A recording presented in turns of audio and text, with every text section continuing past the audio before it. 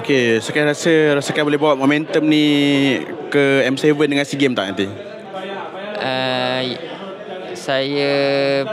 I'm pretty sure that kalau kita orang menang ISF ni, kita orang akan membawa momentum ni untuk, especially untuk SEA Games dengan line-up local ni, and also will give the boosting confidence lah untuk trio SRG. Yep.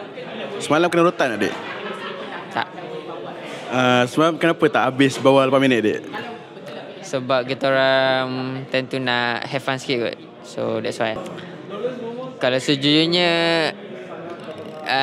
dia nak cakap senang, yes, and sebab dia tak adalah senang macam kacang macam tu, sebab they still have like top contender, but bila korang lawan yang macam tim-tim yang bukan apa tu, yang ada dorang punya tournament like MPL dekat negara dorang, yang tu lah yang mungkin akan mencabar kita orang punya disiplin lah kot. So yeah.